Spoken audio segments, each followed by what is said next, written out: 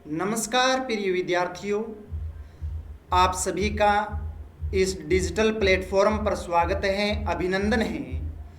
आज हम राजस्थान जिला दर्शन की इस क्लास में जिस जिले के बारे में पढ़ने जा रहे हैं वो है आरजे नंबर 8 बूंदी जिले। और बूंदी जिले के बारे में हम विस्तार से अध्ययन करेंगे। तो हम पढ़ेंगे कि बूंदी जिले को राजस्थान की छोटी काशी क्यों कहा जाता है और इसके साथ साथ में इसे बावड़ियों का शहर क्यों कहा जाता है, और यहाँ पर जो 84 खम्भों की जो छतरी बनी हुई है किसने इसका निर्माण करवाया और इसका क्या महत्व है। इसके साथ साथ में हम चम्बल नदी घाटी परियोजना के बारे में हम अध्ययन करने वाले हैं।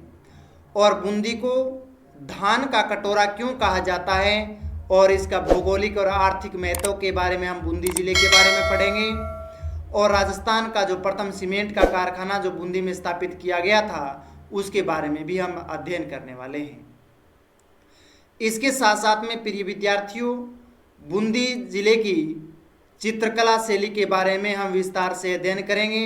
वहाँ के तारागढ़ दुर्ग के बारे में, कजली तीज के बारे में भी जानेंगे और राजस्थान की बावड़ी या रानी जी की बावड़ी के नाम से जो तालाब प्रसिद्ध है उसके बारे में भी अध्ययन करेंगे।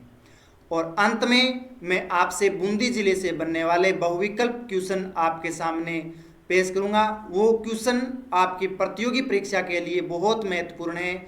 और ये आज की बूंदी जिले की जो क्लास है, राजस्थान के जो 41 जिले न्यू पैटर्न के आधार पर इसमें क्या परिवर्तन हुए, इसमें जो नदियों का उद्गम हो या इसकी भौतिक स्थिति हो, तो हम यहाँ का इतिहास हो, तो उसके बारे में आज हम पढ़ने वाले हैं।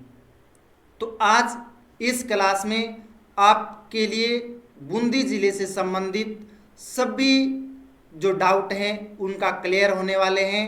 तो आप कहीं नहीं जाइएगा, क्लास को अंत तक देखिए। और अभी तक आपने इस क्लास को लाइक नहीं किया तो आप लाइक बटन दबा दीजिए। चैनल पर नए आए हैं तो आप सब्सक्राइब भी कर दीजिएगा और उन दोस्तों को शेयर कर दीजिए जो प्रतियोगी परीक्षा की तैयारी कर रहे हैं। तो हम ज़्यादा वक्त नहीं लेंगे, इस क्लास को शुरू करते हैं और आप अपने नोटबुक और पेन लेकर के इस क्लास में उपस्थित हो जाइए। तो चलते हैं। सबसे पहले हम परिचय पढ़ेंगे। तो अगर बूंदी जिले के बारे में अगर देखें तो उनके परिचय के बारे में तो सबसे पहले आता है उसके उपनाम के बारे में, यानी निकनेम या उपनाम बूंदी जिले को किस नाम से पुकारा जाता है। तो बूंदी जिले को बावड़ियों का शहर के नाम से जाना जाता है। और बावड़ियों का शहर है, क्वेश्चन भी बनते हैं, बावड़ियों का शहर किसे कहा जाता है, तो वो है बूंदी जिले को। उसके साथ साथ में बूंदी जिले को छोटी काशी और हाड़ौती की रानी के नाम से भी जाना जाता है। यानी इसे छोटी काशी किसे कहा जाता है, तो वो बूंदी जिले को कहा जाता है। और हाड़ौती जो प्रदेश हैं, यानी राजस्थान का जो दक्षिणी पूर्वी जो भाग है, हाड़ौती का पठार है जहाँ पर काली मृदा जो निर्मित क्षेत्र है, उसे हाड़ौती की रानी के नाम से अगर बात करें तो वो है बूंदी जिले। इसके साथ साथ में प्राचीन नाम की बात करें, जो यानी बूंदी जिले को प्राचीन नाम किस नाम से जाना जाता था, तो उसे वर्दावती के नाम से पुकारा जाता था।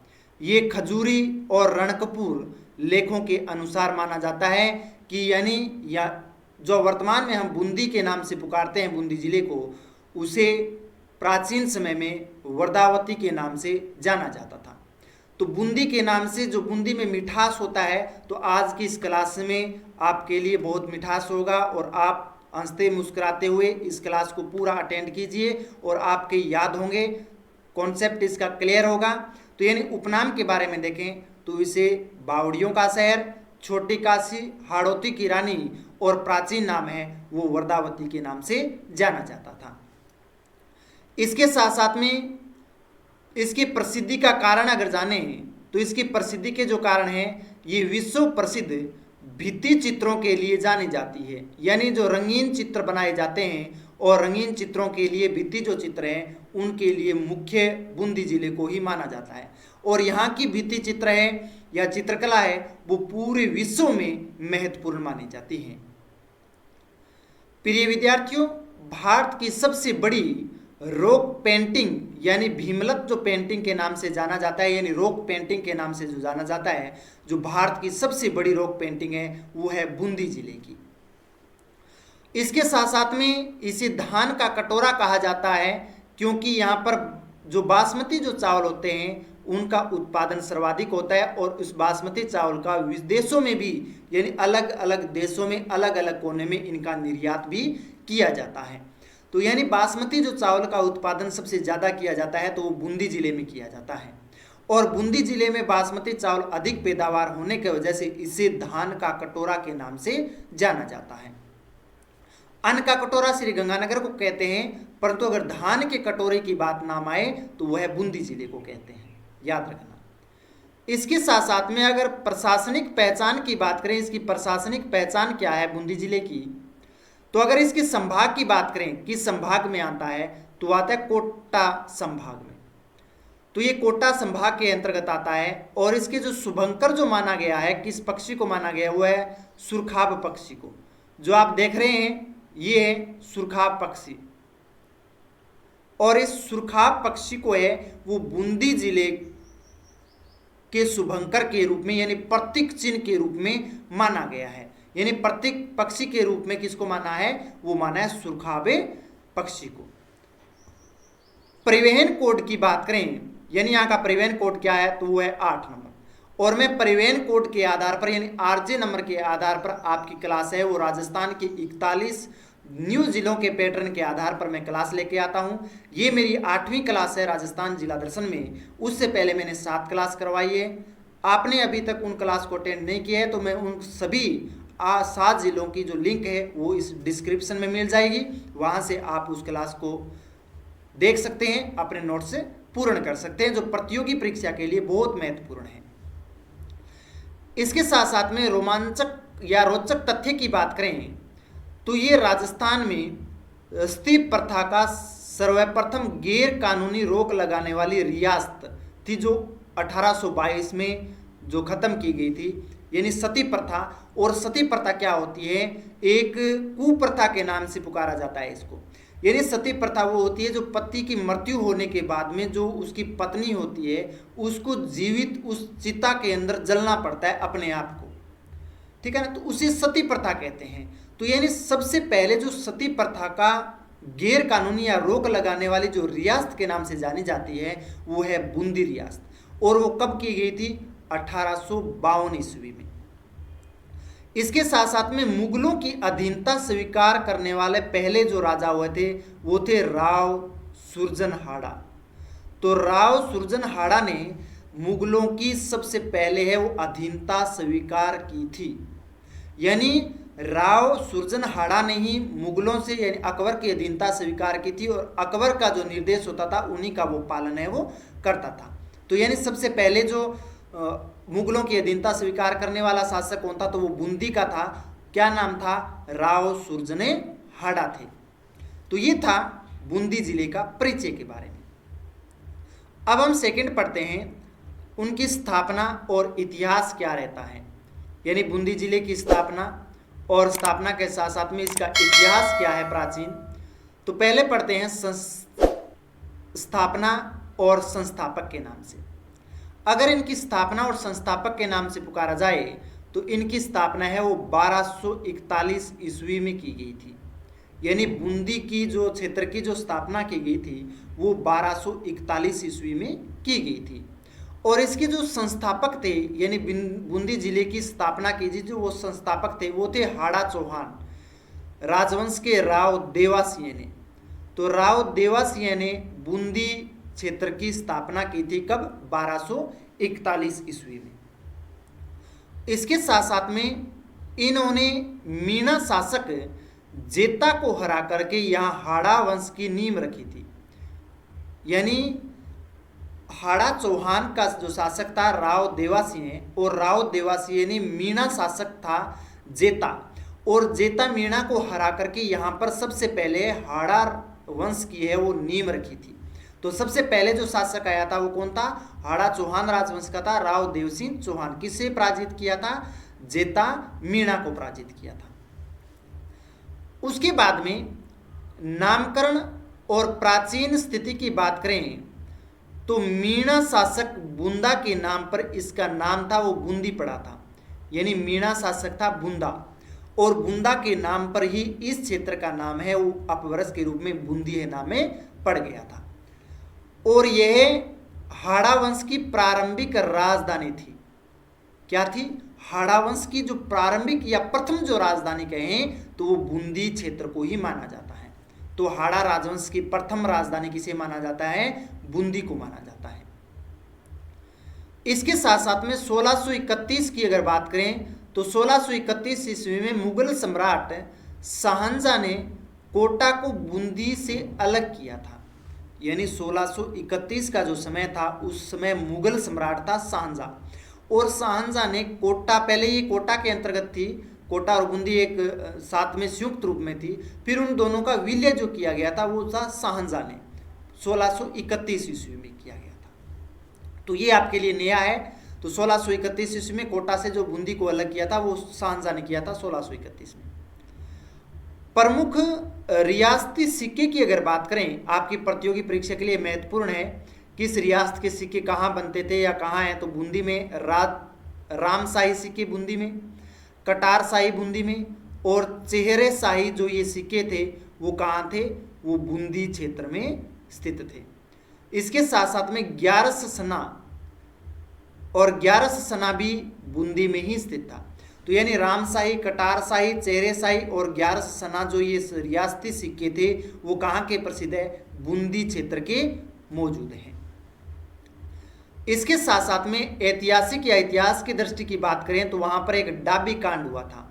कब हुआ था डाबी कांड की अगर बात में चर्चा करें तो 2 अप्रैल 1923 को। कौन सा समय था? 2 अप्रैल 1923 का वो समय था। और उस समय बूंदी के बरड़ क्षेत्र में, यानी बूंदी का कौन सा क्षेत्र था? बरड़ क्षेत्र में किसान आंदोलन के दौरान गोलीबारी की गई थी। किसके द्वारा? इकराम हुसैन के द्वारा की गई थी।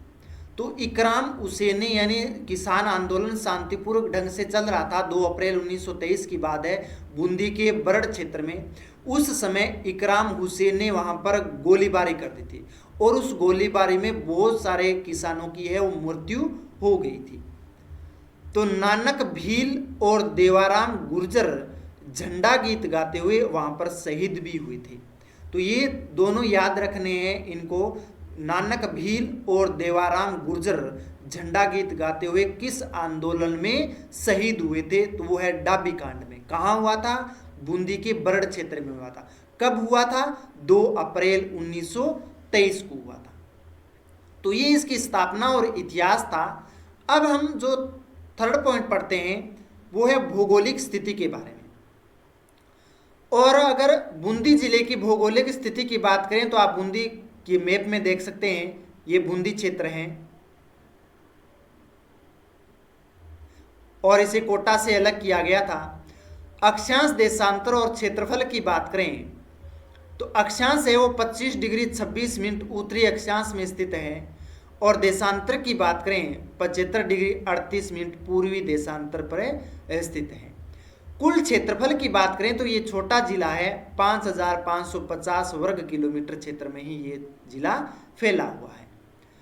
नए पैटर्न के आधार पर इसकी स्थिति की बात करें तो बूंदी है वर्तमान में राजस्थान का एक अंतर्वर्ती जिला माना जाता है। यानी इसकी किसी राज्य के साथ में सीमा नहीं लगती है, परंतु ये आंतरिक जिला माना जाता है, और यह किसी अन्य राज्य या देश के साथ अपनी सीमा साझा नहीं करता है वर्तमान में न्यू पैटर्न के आधार पर। पड़ोसी सीमावर्ती जिलों की बात करें तो उत्तर में टोंक जिले की सीमा लगती है, पश्चिम में भीलवाड़ा जिले की सीमा लगती है, दक्षिण पश्चिम में चित्तौड़गढ़ की सीमा लगती है, पूर्व में कोटा जो चंबल नदी की प्राकृतिक सीमा लगती है। यानी जो चंबल नदी बहती है कोटा और बूंदी की जो सीमा बनाती हुई इस तरह से बहती है। तो पूर्व में कोटा की, पश्चिम में भीलवाड़ा की, दक्षिण पश्चिम में ये चित्तौड़गढ़ की, और उत्तर में टोंक की सीमा लगती है। तो ये इसकी सीमा बनाने वाले जिले आते हैं। भौगोलिक विशेषता की बात करें तो ये अरावली की अर्धचंद्राकार पहाड़ियों में स्थित है।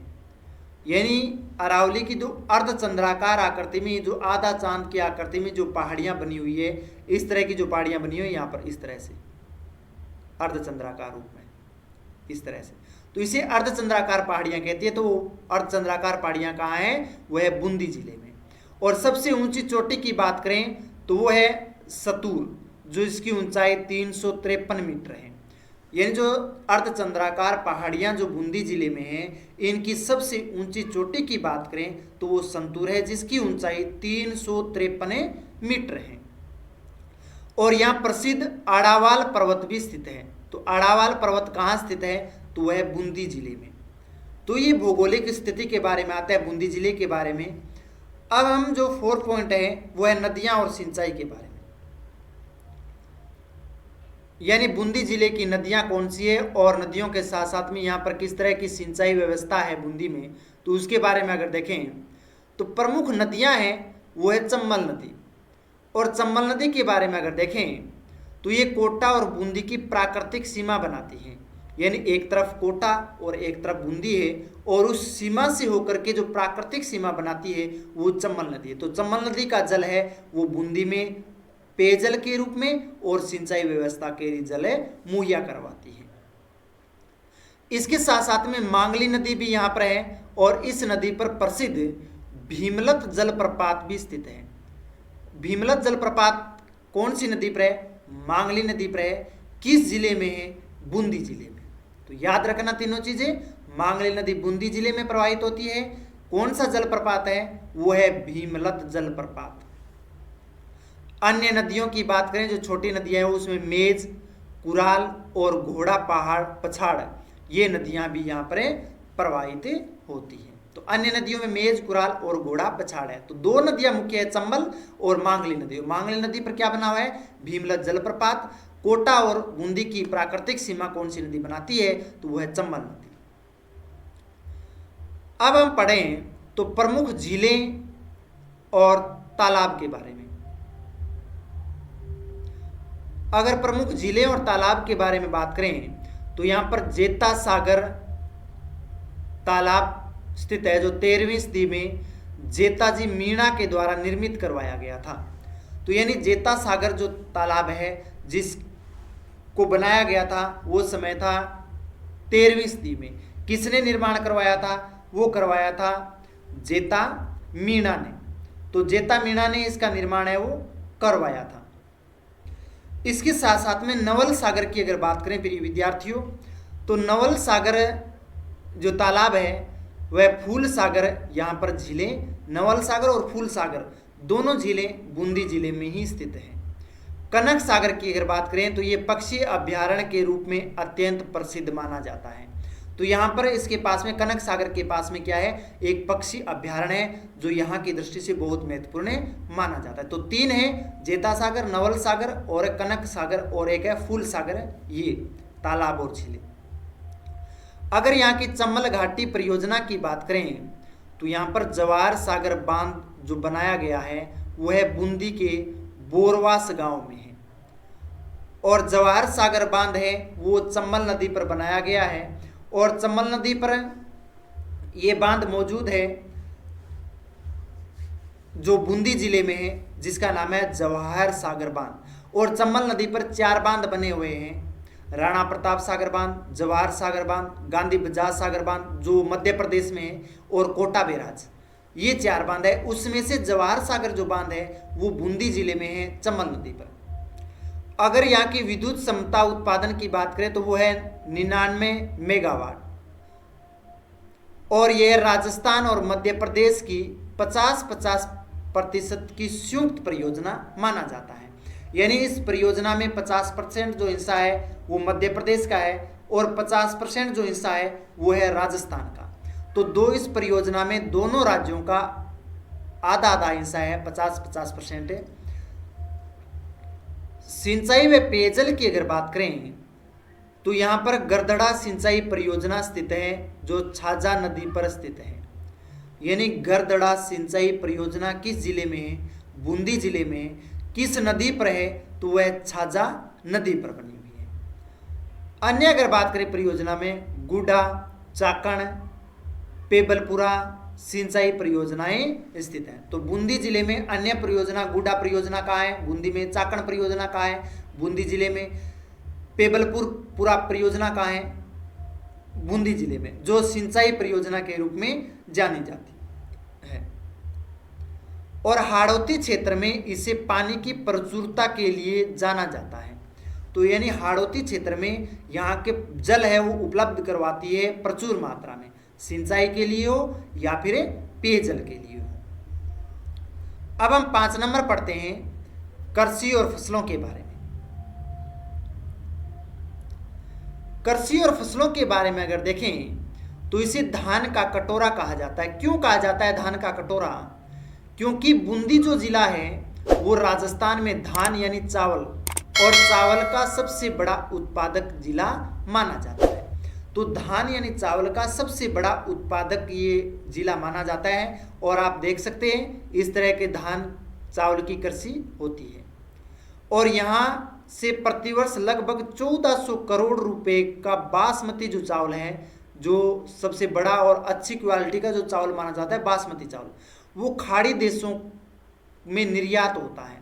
जो खाड़ी देश है ओमान है, यूएई है, सऊदी अरब है, ईरान है, जो वर्तमान में वहाँ पर युद्ध का माहौल है, तो वहाँ पर भारत है वो निर्यात किया जाता है। और बासमती चावल भारत में सर्वाधिक जो होता है वो होता है बूंदी जिले से। तो बासमती चावल है 1400 करोड़ रुपए का निर्यात किया जाता है खाड़ी देशों से। ठीक है, तो याद रखना इस चीज को। इसके साथ साथ में अन्य प्रमुख फसलें और मिट्टी की बात करें तो हाड़ौती की मध्यम और काली मिट्टी यानी जो वर्टिसोल मृदा है वो पाई जाती है। यानी हाड़ौती क्षेत्र का हिस्सा है बूंदी जिला और इस हाड़ौती क्षेत्र में मध्यम काली मृदा के रूप में पाई जाती है। और यहाँ पर धान के अलावा गन्ना, सोयाबीन और कपास की बम्पर पैदावारें की जाती है। यानी गन्ने की कृषि होती है, सोयाबीन की होती है और काली मिट्टी के लिए सबसे मुख्य जो फसल बोई जाती है वो है कपास। तो कपास की सबसे ज़्यादा पैदावार भी की जाती है। अगर यहाँ की जलवायु की बात करें तो अति आर्द्र जलवायु पाई जाती है। यानी अति आर्द्र जलवायु यानी 100 सेंटीमीटर से अधिक वर्षा होती है यहाँ पर, क्योंकि ये राजस्थान का दक्षिणी पूर्वी जिला है और इस दक्षिणी पूर्वी जिले होने के कारण और अरावली पर्वतमाला के पूर्व में स्थित होने की वजह से यहाँ पर सबसे ज़्यादा वर्षा होती है। तो अति आर्द्र जलवायु पाई जाती है। यहाँ पर कृषि आधारित उद्योग की बात करें तो केसरो रायपाटन शुगर मिल और केसरो रायपाटन शुगर मिल है वो बूंदी जिले में है और ये राजस्थान की एकमात्र सहकारी क्षेत्र की चीनी मिल है और इसकी स्थापना 1965 में की गई थी। तो यानी केसरो रायपाटन शुगर मिल की स्थापना कहाँ की गई थी? बूंदी में की गई थी। तो एक मात्र सहकारी क्षेत्र की चीनी मिल है और इसकी स्थापना 1965 में की गई थी। चावल और मिलों की अगर बात करें, चावल मिल, तो बूंदी में धान की ग्रेडिंग की 20+ राइस मिलें भी स्थित हैं। यानी 20 से ज़्यादा राइस मिलें यहाँ पर है, यानी चावल से संबंधित मिलें हैं वो यहाँ पर स्थित हैं। यानी जो धान की ग्रेडिंग के आधार पर यानी उच्च क्वालिटी, मध्यम क्वालिटी, निम्न क्वालिटी का जो धान होते हैं उसके आधार पर बनाई गई है। यहाँ के पशुपालन और नस्लों की बात करें, किस तरह के पशुपालन होते हैं और वो कौन से नस्ल के पशु होते हैं, तो ये मालवा के पठार के कारण यहाँ मुख्य रूप से मालवी गाय पाई जाती है। यानी मालवा के पठार में है और मालवा के पठार में होने की वजह से वहाँ जो गाय पाई जाती है वो है मालवी गाय। तो मालवी नस्ल की गाय पाई जाती है जो बहुत शानदार गाय होती है, अच्छी किस्म की गाय होती है वो। बकरियों में अगर बात करें तो जमुनापुरी बकरी की नस्ल प्रमुखता से पाली जाती है। तो यानी बकरी में जमुनापुरी नस्ल की बकरी पाली जाती है और गाय में मालवी गाय है वो पाली जाती है। तो ये दोनों नस्ल के पशु है वो वहाँ पर पाए जाते हैं बूंदी जिले में। तो ये प्रिय विद्यार्थियों कृषि और फसलें थी। अब हम जो मोस्ट इम्पोर्टेंट पढ़ेंगे वो है पर्यटन स्थल और ऐतिहासिक स्थान के बारे में। पर्यटन स्थल और ऐतिहासिक स्थान की अगर बात करें तो सबसे पहले हम पढ़ते हैं तारागढ़ दुर्ग। और तारागढ़ दुर्ग के बारे में आप देख सकते हैं, ये डायग्राम में आप देख लीजिए, इस तरह का तारागढ़ दुर्ग बना हुआ है। आप कभी बूंदी देखे हैं, पर्यटन के रूप में कभी जाएं तो आप तारागढ़ दुर्ग अवश्य देख के आओगे। उसके साथ साथ में 84 खंभों की छतरी अवश्य देख के आओगे। तो तारागढ़ का जो निर्माण करवाया गया था 1354 में राव बरसिंह द्वारा करवाया गया था। तो यानी तारागढ़ किले का निर्माण किसने करवाया था? 1354 ईस्वी में राव बरसिंह ने करवाया था। एक मिनट, तारागढ़ का दुर्ग बूंदी में ही है और तारागढ़ का किला या दुर्गे अजमेर में भी है। तो याद रखना दोनों जिलों के बारे में। तारागढ़, तो इसका निर्माण 1354 में करवाया किसने? राव बरसिंह द्वारा करवाया गया था। और जेम्स टोड ने इस किले को राजस्थान का गहना माना है। यानी राजस्थान का गहना किस दुर्ग को कहा है? तो तारागढ़ किले को कहा है। कहाँ है? बूंदी जिले में। तो कर्नल जेम्स टोड ने इस किले को राजस्थान का गहना के रूप में जाना जाता है। और रुडयार्ड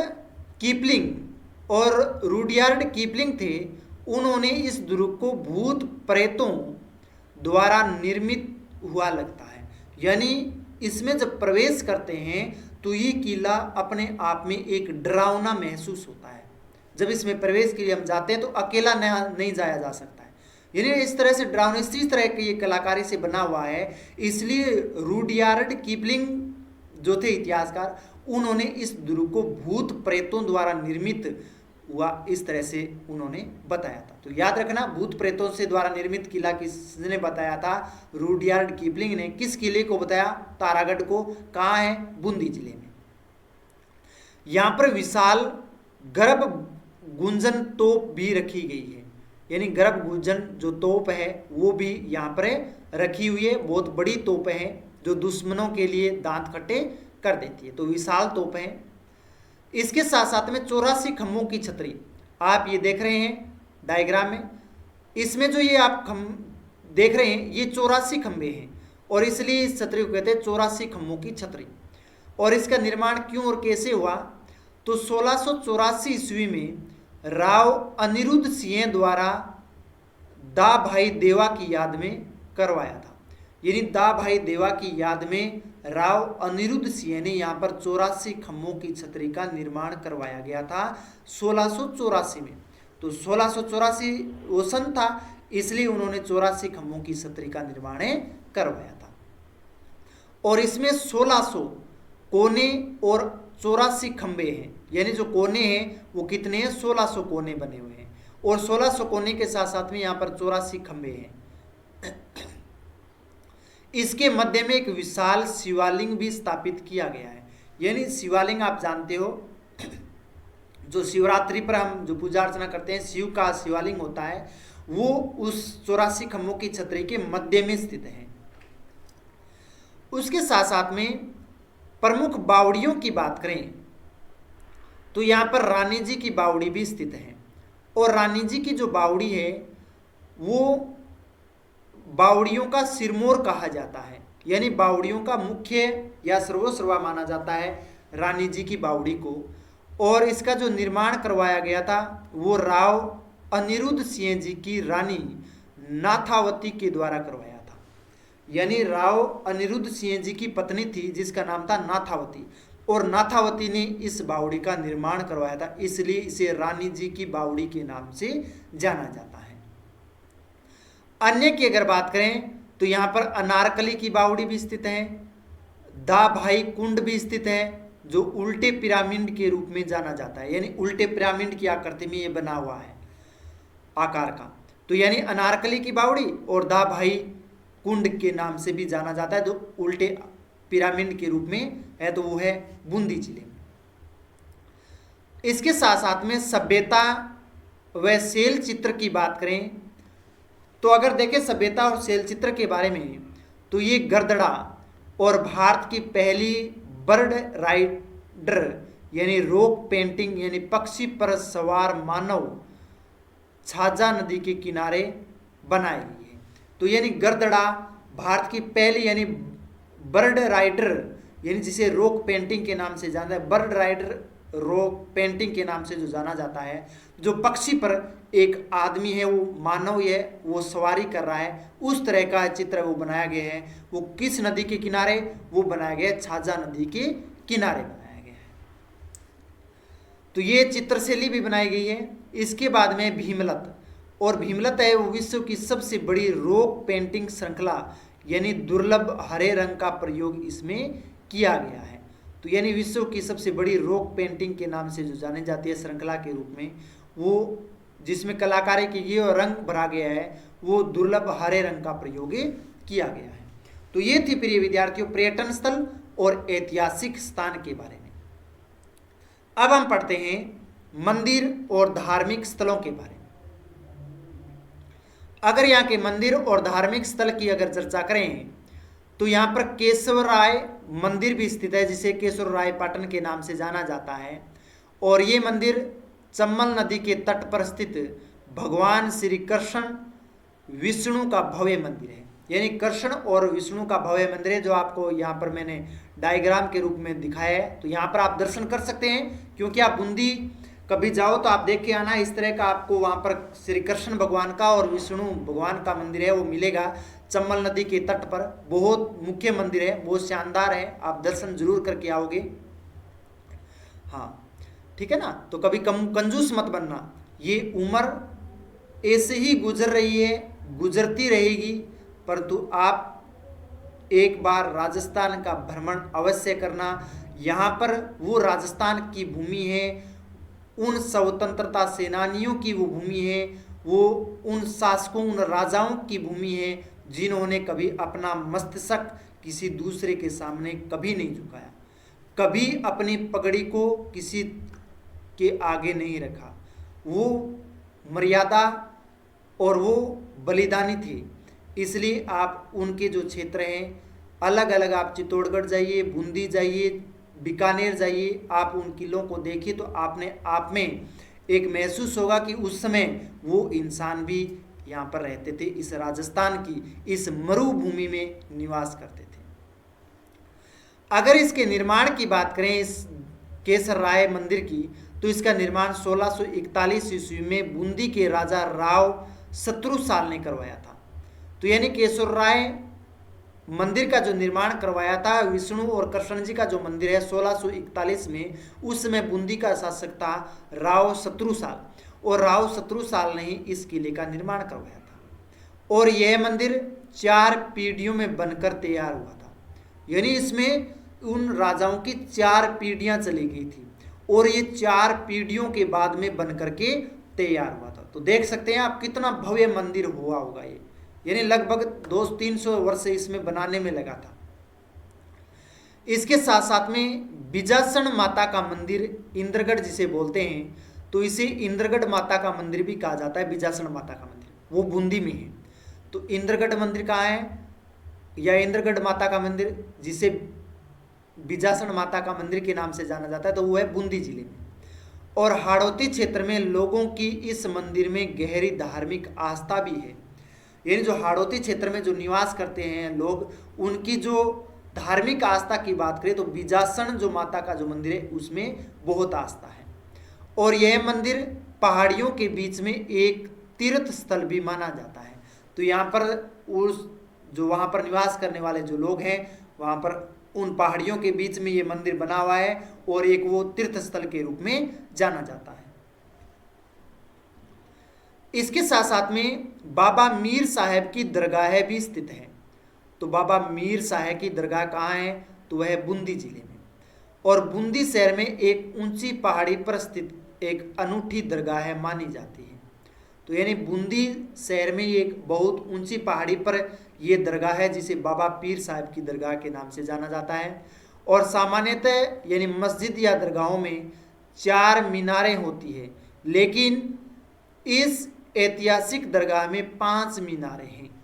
यानी अन्य जो मस्जिदें होती है या दरगाहें होती है उनमें 4 मीनार होती है, परंतु इस जो बाबा मीर साहब की जो दरगाह है उसमें 5 मीनार बनाए गए हैं। तो 5 मीनारों वाली दरगाह कहाँ है, तो वह बूंदी में। कौन सी दरगाह है, बाबा मीर साहब की दरगाह है।